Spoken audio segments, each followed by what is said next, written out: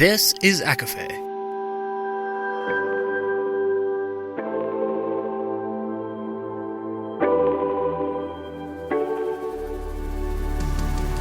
Laura Marie and Jessica Marie proudly present A Court of Fandoms and Exploration, a podcast. Fair warning, everything the hosts say is explicit, full of spoilers and adult content and shall not be used against them. They have opinions. Let's try not to drag anyone for expressing themselves and just have fun for an hour. We all deserve it. This episode contains spoilers from Kingdom of Ash, with mentions of the Shadowhunters, Crescent City, House of Earth and Blood, and the Book of Azrael. For full lists, please see show notes. There are also discussions surrounding generational trauma and alcoholism.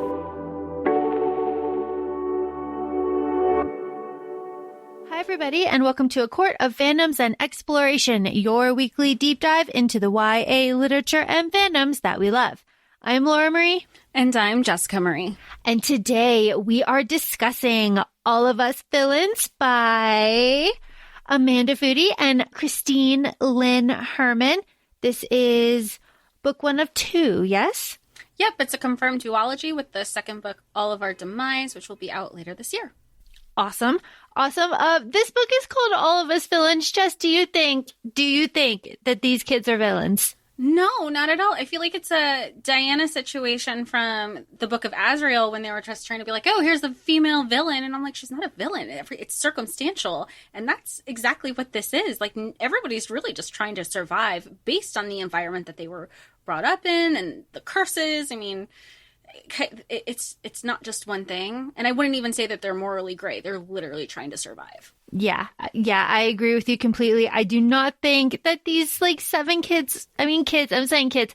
I don't think these 7 kids are villains. I think there is a very clear villain in this story. And I think that, the plot kind of gives us is family and tradition is the villain. Yeah. I think that's also the secondary villain here. Oh yeah. I didn't even think of it that way. Yeah, absolutely. I mean, the family's alone. And that was one of the I say questions, but it was one of the things that I noted that I wanted to ask you about, because in past conversations, I was like, this feels, it was one of the first things I texted you too. I go, all the families seem really toxic. There's a lot of generational trauma going on. There's everything is pretty negative. I go, however, my note was also, is this me projecting or just thinking or holding our ethics and our societal norms to this world? Because we've had that conversation in past episodes too. Is it fair for me to put that and project that on to what we're reading? In another asterisk with another layer saying, but how great is it that these conversations, and not great that it's happening, but how there are so many people who could probably read this and think their characters are like, oh my God, that is exactly what happens when I go home, or that's exactly the conversation that I've had with my family, however. So it was also really relatable in that aspect too. Yeah. So I think there's a lot of tropes in this story, obviously, magic tournament. I mean, this is the tagline for this is the official tagline is blood above all or something like that. But it's Hunger Games with magic. And that is incredibly true. But there's magic tournament. There is people that are special that don't want to be special. There is magic, but only certain people can see it. There's politics trying to control stuff. This whole thing, I when I read this the second time, this whole thing was very anti-government to me. They were stay out of our. Well, I mean, in a way, it is. I mean, it's YA magic. It's a lot of why when you think of Hunger Games with magic, it is very much like that. It's it's a resistance kind of thing. But in this situation, the resistance is are the families, and it's all political, because obviously there's many, many families, but it's only the 7 who are allowed to compete, and it's only the 7 who are up for grabs who could control the high magic for every 20 years. So in that way, it is political, because you only have 7 families. It's the founding families all over again. And something that I really like that I took notes on the second time that I read this is that on the big pillar, right? The pillar in the center of town and everything, it The starts one that they carve their names into? Yeah. Yeah. It starts cracking, right? Like every time something like kind of happens, it starts cracking. But specifically, there's two ways to like break the curse, and like we'll get into it, obviously. But I'm just pointing out these two ways and how it's like you can do it the right way and put all of the relics in all of the places, and like the 7 cracks will happen that way, or you can do it the wrong way. And I like that there's like a wrong way to break this curse. Because, like, that's, like, weird to me. But, like, the wrong way to break this curse is by acting, like, out of the pattern and, like, villainous or, like, non-villainous, like, breaking the cycles. So, like, breaking all of the, like, toxic cycles that has led up to this is, like, the wrong way to break the curse. And that there's more of that happening. And I don't know if that was intentional. I don't know. But I just found that to be just kind of, I don't know, interesting and fun, and I picked up on it. It's giving very much we are the generation that has to break our generational curses. And that's the case, but that's exactly the case with these group of champions. I say champions loosely because essentially they're all chosen to die. Yeah, they are chosen to die, but we were talking about the world building.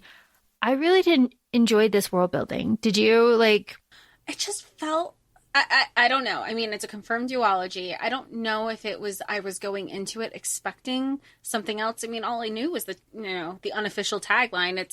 It's Hunger Games meets magic.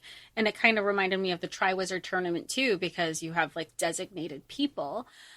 But I think because I went into it with different expectations, it just felt lagging. And once I understood the plot, I don't know, maybe it could have been wrapped up in one book. But again, I don't know what I was looking to get out of it when I started reading it. And I even told you before we started recording, I was like, maybe talking this through will help me understand and enjoy it more, because it has all the things that we love. I mean, even when we talk about like a lot of the females, like you would think, okay, if you look at it individually, the females are pitted against each other. But you just take a step back there. That's not the case. They're all pitted against each other. They've all been raised and groomed to have this certain mentality that everybody's the enemy. There's no such thing as allies. I think one of many lines is like, you don't have friends. You just have people who you don't kill first. Like, that's really what it is, or who you're going to kill last. And even some of the allyships, they allied with certain people because they're like, we're stronger together. But I know when it comes to one-on-one, I'll take every one of those allies out by myself. Yeah, Finley. I think it was Finley, yeah. Finley did that. Kind of a dick move, but I get the strategy.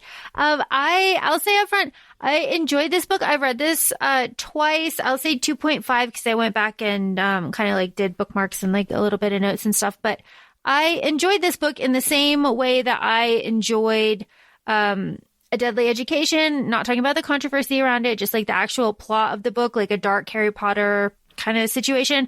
This is a dark Hunger Games situation. This is dark. Like, these kids all believe themselves, I think with the exception of Bryony, to be villains. And I think that they have to have that mindset, because what they're doing, if you just look at it, is bad and like very, very traumatizing and horrific. And that's the start of the book, because in the book, there's a book that was released that was really scandalous, right? A Tradition of Tragedy. The whole title, A Tradition of Tragedy, the true story of the town that sends its children to die. So that book is released and everybody finds out about Ivernath and the world building and everything that happens with high magic. And we, the reader, get that information. And I enjoyed this world building because I thought it was like pretty unique. I liked the blood veil. I liked the blood moon. I liked this annual like 20-year reoccurring curse. It was interesting. And I like that. And I like the quotes from the book that are in the beginnings of each chapters of like the actual book that we're reading. I liked that. And it gave way to what was happening. Like, you knew, like, I feel like if you weren't following along in the book, the entries before each chapter, you're like, oh, that's part of the building. That was helping build the story. If you didn't take anything else, you knew that these are the key points you need to remember. And, and I really like, we start off with Alistair. I like the curse rings and like the spell makers. The magic system that we have here is really fun and interesting. And everything that happens with Gavin too is just like, whoa, when all of that, and of course read Little Asshole. So 7 champions, 7 families. Ivernath is here. The government is interfering. The tournament's about to start. My least favorite character here is Bryony. I'm saying that right up front. Bryony's like self-righteousness, her hero complex, her tunnel vision, her need to like prove everybody. I can't stand it. It drives me absolutely nuts. And then when she cuts off her sister's finger, I was like, I am done. I am done with you. But her persistence to break the curse is, of course, like the driving like force throughout the story. So like I understand her, but oh my God, I wanted to smack her. Speaking of the finger, and this is just like a general question over the whole book.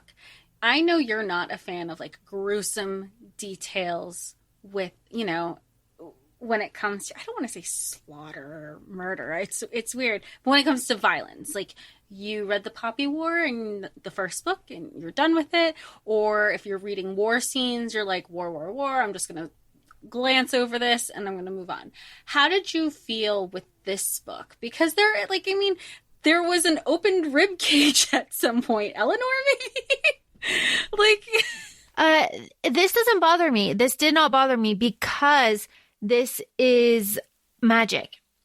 This is magic, right? Like, for the most part, this is violence with magic and curses. And that is a very different animal from like actual, like violence. That's like in the Poppy War. That's just like very disturbing. But like these descriptions didn't bother me. It bothered me more that like she had the audacity to do that. Like, are you shitting me? Like you weren't, like obviously the government didn't need to be involved. Obviously, like fuck that. But like enough. Do what Bryony. This is my thing. Like, okay. So obviously Bryony takes Inez's place in the tournament after the government chooses Inez because they're backing the Thornburns to win the tournament. This is the plot. We know this. Okay. But after Inez was chosen, Bryony could have just like tried to work on it from the outside, right? Like she could have like done all of her crazy stuff. But then she didn't have faith that Inez would stay alive long enough for her to like do anything. And like, I understand that, but it's also like, ugh. How would she have worked it from the outside? Because weren't like some of the things like the relics and the clues, all of that stuff was, and I almost imagine it because, and maybe it's just because of the Hunger Games is really just driven, like that's driven in every single, there was a video on YouTube that's like a trailer reel, like that's really the driving force amongst all of the reviews that I saw. So in my head it was like this dome, right? Because there is kind of like a field, like some sort of magic field, because then there is a part towards the end of the book where Isabel and the paparazzi catch them and Bryony has to pull her back away from the field, and it's called like the overheard or the overcharged like field or something. So I just imagine if it is this dome, how would she have worked on it from the outside when she can't communicate with anybody? This is just me. She because she's annoying and tenacious would have gone to Reed, and the two of them would have. But Reed is in on it the whole. Oh, that's he was on the whole time. Yeah, so like they would have, they would have, he would have done it that, and they would have, from the outside. And then Gavin was already pushing through the boundary on his own to come to Reed. He was a vessel. He can be between the two. Yeah, okay, so he could go in and out anyway. So that would have been happening anyway. This didn't happen. This is all just like theoretical. No, this is why I'm asking you. But what did happen? Okay. What did happen? I was looking at some of the interviews with the authors, and they gave some pretty good information here. They said that the 4 POVs that we have in this book correspond to like very specific roles. And I thought that was interesting. So Alistair, this is like their personas. Okay, so Alistair is the villain. He very much believes he's the villain. He's raised as the villain. That is him. Bryony's the hero. Isabel's the princess. And Gavin is the underdog. So, like, that is, like, how the authors have, like, that's official. And those are the POVs that we have in the book.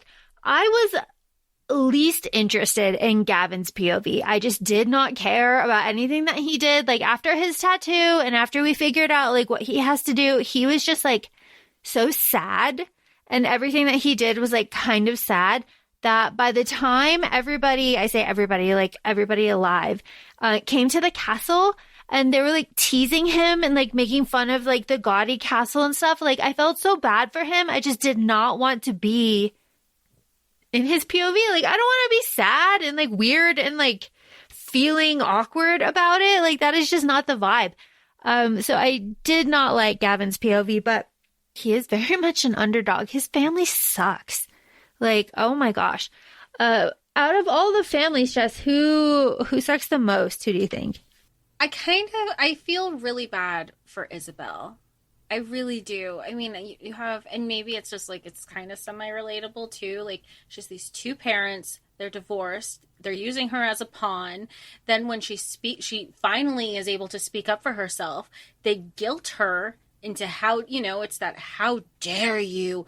We've done all of this for you. You never wanted to sacrifice yourself for the family. Like, it's just, I really felt bad for her, but I love how smart she was, because initially she's like, I'm going to use my wiles. And she's just like Shadowhunters Isabel. Like, I love a good Isabel like, she's smart. She's smart. And even towards the end, when she's thinking bigger picture and she does that curse towards Alistair, because she sees that, she's like, no matter what he feels for me, and we've put our differences aside, his love, I'll say in quotes, for me will never match his love for his brother. And I saw when I used the Reaper's kiss or whatever curse, what he was thinking. And she's like, she put it all aside and she was like, bigger picture, I have to curse him. And she, like, you knew it killed her, but that didn't matter. Not in a bad way, not in a malicious way, but she was like, greater good. If we're trying to break this curse, he can't be one-offing all of us for the sake of his brother. And I really appreciated that. You were looking at me and you said, like, love. It's like, it's the love. I went on Reddit. I did Reddit. I have a whole thing at the end. I'm going to talk about it. But, one of the things that people didn't like about this book was the insta love between Alistair and Isabel. But, like, that to me in this situation is 1,000% forgivable.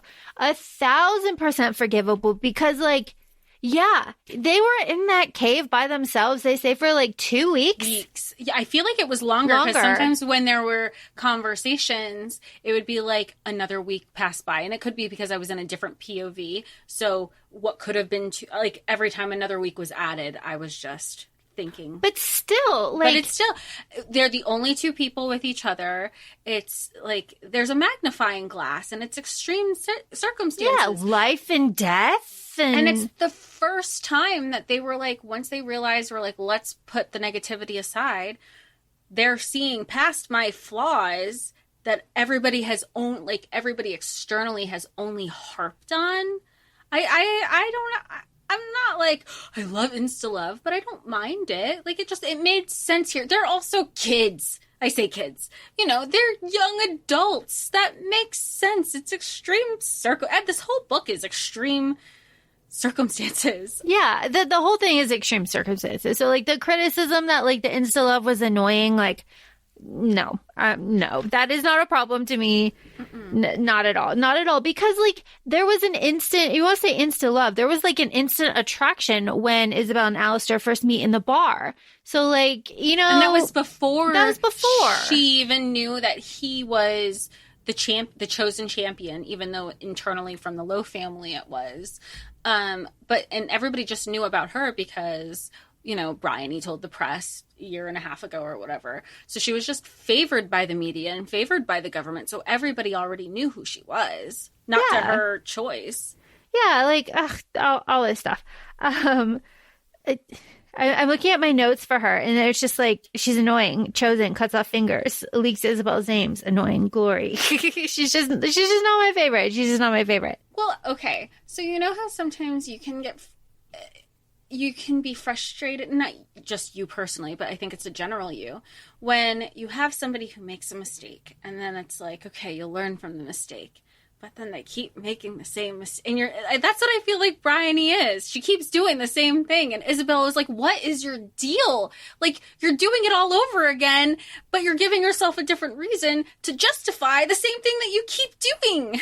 I will say the only thing that I do like empathize with for Bryony is that she has an idea, right? Granted, she's being manipulated. They're all being manipulated. Like 2 layers at least of manipulation. Their family, and then like Reed. Bryony, she has an idea. She won't let it go. It just so happens to be right, right? So like her saving grace is that it's right and it's true. Yeah. But like she has this idea and she will not shut up about it. And she's trying to get people on her side. She's trying to play the game. Like, I get it. And even with that though, it's funny because how many times did she do like various truth serum, truth teller stuff? And they still were like, even Isabel at one time, she's like, she knocks her out and she's like, I need a moment to think. And I can't with her talking. She's like, I just can't. And I do. And I bring this up because, like, I really like Alistair. Alistair's my favorite in this like whole little bunch. But I bring this up because it was surprising to me that, everything has happened. Like, we've got some champions dead. Like, everybody's in Gavin's castle. And they've got Bryony and they're throwing her in the dungeon, right? She's in the dungeon. And it was Alistair that lets her go because Alistair wants a life outside of all of this. Like, he's the first one, like Finley, but like Alistair's the surprising one to crack, right? I mean, not really surprising because you're in his POV, but like, he's the one that really wants out because he wants something with Isabel. He wants just like a different life. And everyone took everything from him, and like he wants something for himself, and like fuck all these other people. I liked that. He was saying that it's like he really is lost without his brother. Like he was like, he really is like, am I a monster for like saying fuck everybody else? Like, if I can't have my best friend, my other half, like, fuck all y'all. Like, no, I don't care. Like, and I get that. I'm like, I feel bad for him. I really do feel bad for him. Especially because and with all of them, it's drill, but him especially, he's not told bedtime stories. He's told nightmares, and he's told like, if you are the monster, or stories like, if you are the monster, monsters can't scare you kind of thing. Like, be worse than other people, and I'm sure, like, a lot of people use that for, like, bullying tactics, too. When, you don't know how to act, you put up this huge wall and you become super abrasive. And he just, you just got to peel some of the layers of the onion back for him. Well, you bring me to a scene that really stuck out to me, and it's kind of in the beginning. It's when Alistair is with his grandmother and they're all in front of all the like spell makers and curse makers, and Alistair has spent all of that time making the Vintner's Revenge, I believe is what it's called, the hangover curse. And the spell makers and curse makers one of them ends up like attacking, right? And Alistair curses him, and he ends up almost dying. Like, he goes blind and stuff, just because like the curse was like really strong. And his grandmother was like upset with him about that, and it was just like not cool. But Alistair at that point kind of realizes like, this is all fucked up, right? All of this is fucked up. And then directly because of that situation, Alistair has a bunch of like faulty equipment. Yeah, like the spell and curse makers used to fear the Lowe family, so whatever they wanted, they got. They've been champions for many, many centuries, it feels like. I don't know, I say centuries, but very many decades. And then it backfired because one of his curses backfired unintentionally, I think. No, that was intentional. But then that's why he locks himself in his cave, because he can't let everybody know that he's essentially has no power of defense. And so my point bringing this up is like Alistair is like physically defenseless because he's been given all of this like faulty things because of the environment that he was raised in from his family to be the villain. He attacked, you know, there was an attack situation that I got. So, okay, anyway. So he's physically in a bad place, and he's also mentally completely destroyed because they just murdered his brother to give him the golden ticket curse, right? With the lamb sacrifice. So like Henry's like soul is in there or whatever, and that's all fucked up. So Alistair, the like villain of this that everyone is afraid of, is at his absolute lowest point completely. And then you have Isabel, who never wanted to be chosen and like had all of this attention and stuff. She also goes to Alistair at like her lowest too, because when she stumbles into that cave, she has no power. She cannot sense magic at all. She's essentially defenseless. And that instant love situation never bothered me because they were both at their like absolute lowest and just like kind of found each other. And then that was a catalyst. And that makes everything that happens at the end with the bigger picture that you brought up so much more like powerful. Mm-hmm.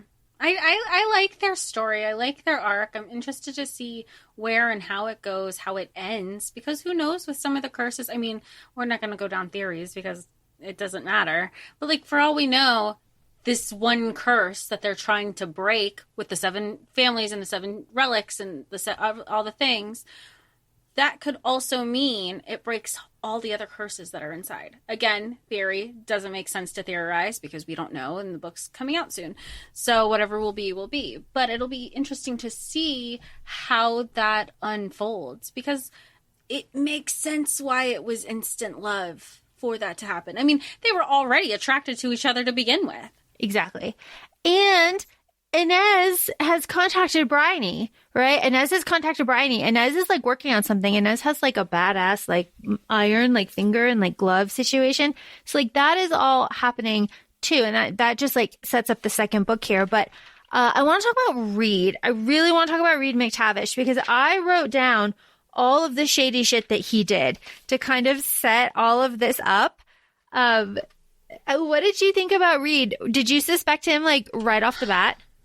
Not right off the bat, but I was curious. Not right off the bat, because he was very involved since the beginning of the book. He was like one of the favorite spell makers. Everybody was kind of going to him, even though everybody was kind of like, based on their families, you only go to certain people. But Reed just came across as this opportunist. I will go to whatever works for me. But I didn't think of anything at the beginning of the book. I was curious when Gavin woke up and he was talking to Reed about stuff, and Reed was like, interesting. But the way it came across, and again, I had the audiobook too, it came across that his interesting wasn't curious and oh, that's interesting. It came across of, so yeah, kind of like maniacal in a way, like, okay, that was what I was hoping, but curious that this is confirmed, like my theory. So that's where I thought, I was like, something's happening here and I don't trust him, but I don't know what yet. So I have here, so of course we know that Reed wrote the book.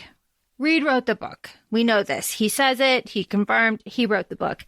It's interesting in the beginning when everybody starts like, we get the POVs and everybody starts going to his shop, right? We get all the different POVs from his shop, like Isabel and Gavin.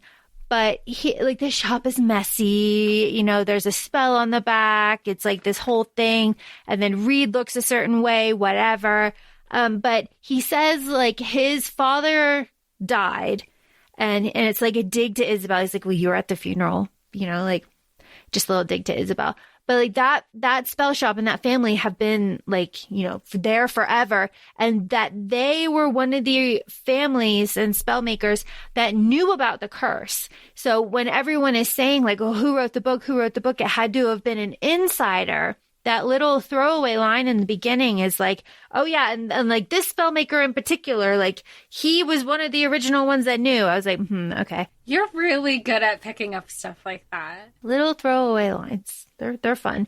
Reed specifically says in his like confession to Isabel at the end that he sent Bryony like the like information. He like put the idea in her head that the tournament could be broken.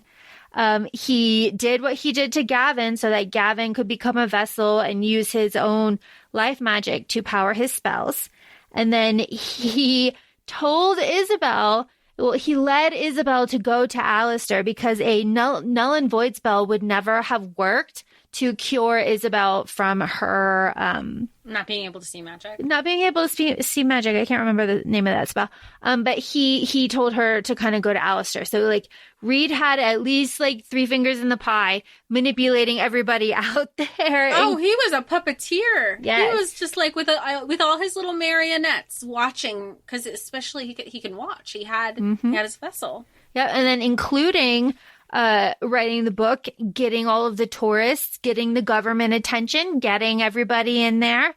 So he did all of that. And then his like evil, like, ha ha ha, mustache curling moment is when he's like, after, when this breaks, high magic is going to be visible. It'll be visible to everybody. Because that's like the thing, like high magic is red and it's only visible to the family that wins the tournament. And like, that's the point of the tournament. And everybody thinks that high magic has been used up, but that's not the case.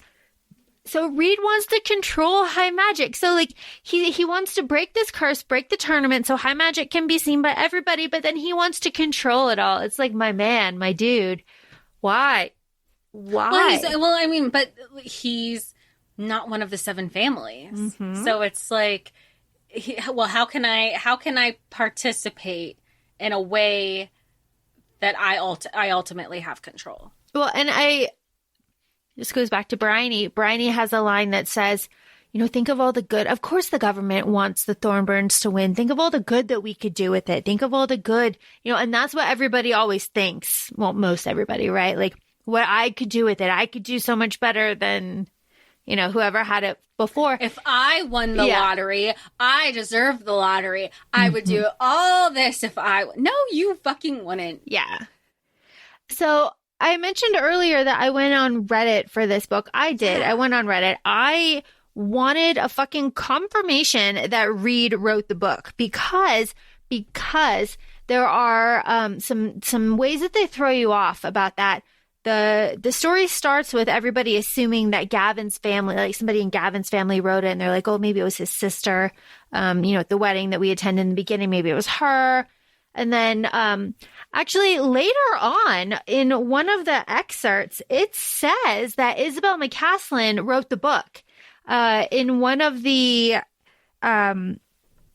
excerpts from A Tradition of Tragedy in one of the beginning chapters, Isabel, it says like, that's why I wrote this book. Isabel McCaslin, it says that. And so I have on my notes, like, Isabel McCaslin wrote book. And then I kept going just to find it and confirm, but that Reed did read the book. But that is because on the internet, people, there is only like spoiler-free stuff about this book, which is great. Spoiler-free is great. We have spoiler-free stuff, but like, I just wanted to confirm. Something. So here we are. Yeah. Confirming for you all that Reed McTavish did indeed write A Tradition of Tragedy. But like, it took me a hot minute to go through all of these summaries and like, I was searching for specific words and like phrases and it was just like, this is the plot without any detail and It was not helpful at all. I mean, it's helpful if you're like looking for that vibe. You're like, oh, I want a book that's like this. The reviews and the summaries and the discussions that are on like like visually online are great for that, but for our purposes, it was kind of rough. It was rough. It was not helpful. I spent a significant amount of time on the official like wiki, and I can understand why that is not like updated, because like the next book's coming out, so I assume it'll be updated before the next book. You know, I understand that marketing, whatever. But like again, not helpful. Just trying to confirm some stuff. Like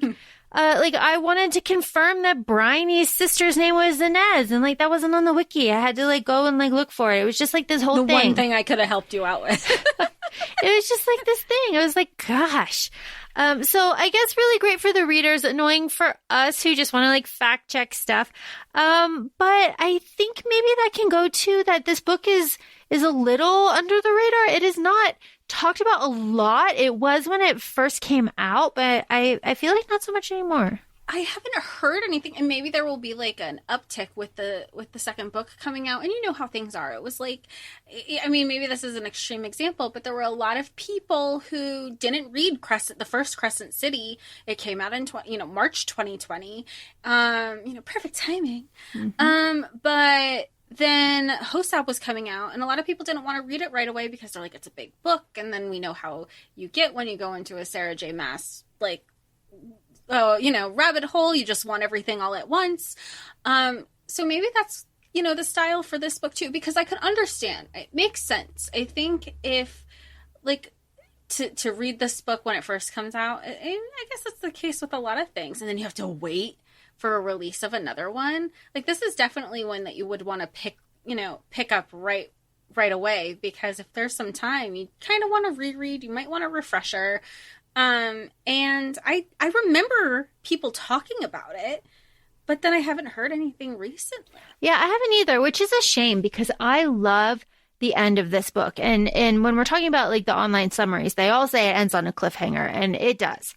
It ends on a cliffhanger. It ends on, I think, several cliffhangers. Like all of our characters kind of are on cliffhangers. Like Bryony has to go meet her sister. Isabel is like isolated with Reed. Finley and Gavin are off, right? Like doing stuff. And Alistair and Henry, my boys, are going to fuck some shit up. Man, they are done. So we haven't really addressed this. Henry dies and comes back to life. I say that in quotes. One of my favorite scenes in this book is the whole castle sequence when everybody comes together and they're in Gavin's castle, and Gavin and Alistair start drinking and they start just bonding, and it's sad, right? I think it's kind of sad. It's sad. I'm not a fan of the peer pressure that happened, like especially because like trigger warning, alcoholism clearly runs in Gavin's family. Mm-hmm. It's why he actively stays away from it, and he tells Alistair that, because even Alistair tries to like peer pressure. Oh, come on, aren't you Greaves supposed to like, this is supposed to be your shit?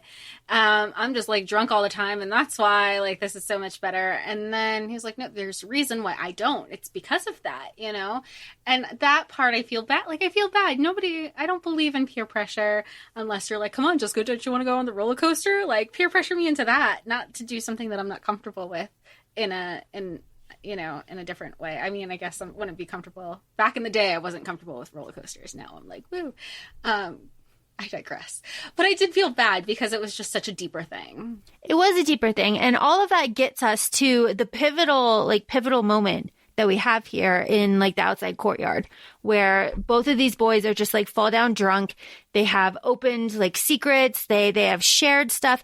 And I say that it was sad because it was very clear that neither of them had ever really had anybody to be wholly open with. Because like Alistair had Henry, but they didn't talk about the tournament. They say that over and over and over again in the beginning. Like Henry's like, if you ever want to talk about the tournament, like tell me. And Alistair says like, yes, I'll tell you later. That trope. And they never do. But Gavin and Alistair really have a moment there, and they talk about like their families and how shitty everything is, and like how the lengths that they have gone to get where they are. And then Gavin is like, well, if you don't want to use it, if it's so fucked up, then like bury the curse ring that has like your brother's soul in it. Like just be done with it. And Alistair says he has this moment of like, that never occurred to me. It never occurred to me to like give him back to like the earth, you know, because he always liked to be outside, Henry, all that stuff. But he's also, and Alistair also selfishly says like, he wanted to like keep part of Henry with him. So like that was really sad too. But I did like this image of him like burying this ring and like this magic like seeping back in the earth. But it was like a thing. It was like a moment. And then of course we have Henry. This all brings me back to the end where Henry is like back to life, you know, quote, quote, by high magic. So he's like red and he like, you know, he like trails and stuff when he moves and he's powerful and he can like cast curses and stuff. I had to reread that part because I remember earlier in the book, there was kind of like what's the word that I'm looking for? Like you know, when you could see something like an illusion. Like I thought it was like an illusion. Remember that they were like, no, it's not like it was. I think one of them was the lake because they just thought it was blood. So you taste like they were like tasting the blood. Yeah, that's such a great scene. Yeah, and you could see it, right? Yeah. And I love that part, but that's why I had to reread Henry coming back because I'm thinking, wait, is this all over again? So I read it a couple times to be like, but then when I don't remember who, maybe it was Finley, it was like, Alistair, like, watch Henry move. Like, he's there, but he's not there. But he's there. But it's like, woo. Like, yeah. Trippy kind of and movement. like, I bet, like, if you're in the moment, like, that must be scary as fuck, right? Scary as fuck. But then he's like, kind of tangible and like, oh my gosh. But Alistair chooses Henry. Isabel chooses herself, you know, right? And like Alistair. Small girl. Yeah, but everybody wants to break the tournament, but Alistair will not give up his brother. And like, I understand that. And I do feel like, I think later on he will, you know, that will resolve itself. You know, I feel like that will resolve itself. But right now, Henry and Alistair are walking like hand in hand into that sleeping house that they grew up in, where Alistair's family murdered Henry in like cold blood, right? And they're walking through and they've got knives and they're like slashing pictures as they're walking through, and they keep saying like grins like goblins, right? That's what they're saying. And then they walk out and then it's like a fade to black. This is why I love YA. And then it fades to black. And then the next scene is like they're walking out of the house, and the curse that Isabel cast on Alistair will kill him by his own sinful actions. So like the more sins that Alistair commits, like the curse will go up his hands and like up his arms until it stops at his heart. And he walks out of that house and it's like his hands are white with sins, I think is what the line is. It is so good. And then it ends. And people are mad about that cliffhanger. They wanted a little bit more, but like, I knew there was a duology, so I was like set up for that. But I love that ending because I like the idea. And of course, YA, we talk about this a lot with Cassie Clare. Like, you can do a lot with a little and still get an impact across, right? I don't need pages and pages of very graphic description of what they did to their family members. I know that they died terribly. I know this because I know Alistair through all of his POVs. I know what he's feeling. I know the joy that he would have taken in getting that revenge, but I don't need it described to me on page. It's almost better that way. Oh, absolutely. I mean, and to what you're saying with YA, it's also immediately making me think of Kingdom of Ash, spoiler, when Rowan finds Aelin has escaped, and he goes back for Karen. You didn't need the details, but you know that man is not in one piece anymore. Yeah. He is flayed. But like in my head, that's how I imagine it. Like, but it's a very Rowan took care of some shit, you know? And that's all we needed to know. Yeah, and that's the beauty of YA. Cassie Clare again does a really good job with Shadowhunters about doing that, taking something very graphic and just kind of stripping it down and just like moving past it. I like this fade to black here. It doesn't bother me at all. I like the setup. I like the loose ends. I don't really have any complaints here, and I know a lot of people did. It's just there isn't a lot of meat here, but that it's the setup. It tracks exactly what I'm interrupting you, but that's exactly what you're going to say. Like, it's one of two. So we need two to accurately judge one to judge the whole. Yeah, because I remember before we started recording, I was like, I need to talk this out. It wasn't that I needed like my opinion changed. I need to know what it is that didn't, like, it checks all the boxes. What is it that I'm like, why did I just feel like it was meh? And I think that's probably it, is because there was so much background that I wanted to get to the meat. But I mean, that's also like to what we say with a good first book is you should be wanting more. That's the whole, and I mean, especially from like a publisher and a marketing perspective, it's also easier, to invest in like pieces as opposed to a million different one-offs. So that makes sense why you're like, well, let's do this completed, if you're confirming it's a duology, because what was another one? Was it We Hunt the Flame duology, where you can see right where it ended and it picked right back up, because otherwise it would have been like one 800-page book or something? That was the one we did. We talked Our about Violent Delights. Oh, yes. Thank you. But that's otherwise it would just be one big book. And maybe and I haven't seen an interview on it yet. But maybe was possibly the case with this one. It could have been one big book and you're like, no, there's too much. We need to do a part 1 and a part 2, and we'll see the payoff in part 2, because there's just too much information in book 1 to not get the meat of it. Yes. Yeah, and 1,000%. And I'm really excited to see where it goes too, because like Alistair's family's dead. He's the head, right? Henry's got to go. The curse is going to break. Everybody's got to take everybody down. It's just fun. And I do like now that, the media has a play in this. Tourists have a play in this. They call them curse chasers. It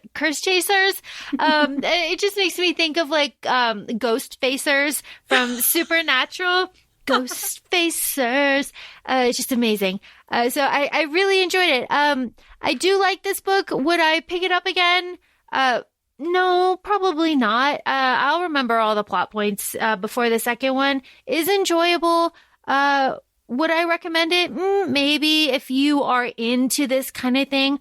There is a huge number of people that are uncomfortable with death tournament situations, and I understand that completely. It is difficult to have children kill each other. Of course, like that's awful. But the death tournament thing is, of course, very popular. So, there's that. Always check your trigger warnings. But yeah. Could you see this in an adaptation? I guess you'd need the whole duology to figure it out then. Yeah, and I don't know. I think there's a lot of other stuff that could be more easily adapted. I feel like this is just kind of dark and very niche. I think if you wanted to do something that is still in the same kind of vibes as this, that isn't Death Tournament, A Darker Shade of Magic would be where I would go. Yeah. Those are just my thoughts. No, interesting. I was. That's always like one of the questions that I ask, because when you see, we talk about cycles that you see in the media. So we said a while back, maybe when we were talking about in 2020, and we were like released an episode in 2021. It was like we're waiting for that resurgence of vampires and werewolves, and what did we see? Like everything was coming back. So. I'm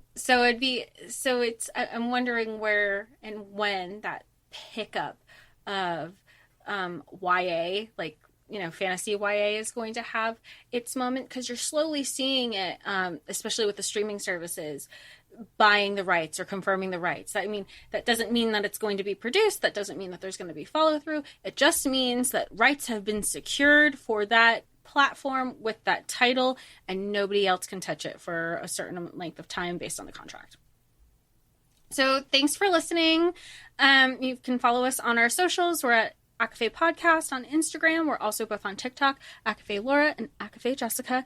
And thanks for joining us. I know it was a quick episode, but I mean, more is to come. You know, this is just to get us ready for the second book of the confirmed duology. So thanks for joining us, and we'll talk to y'all soon. Bye. Bye.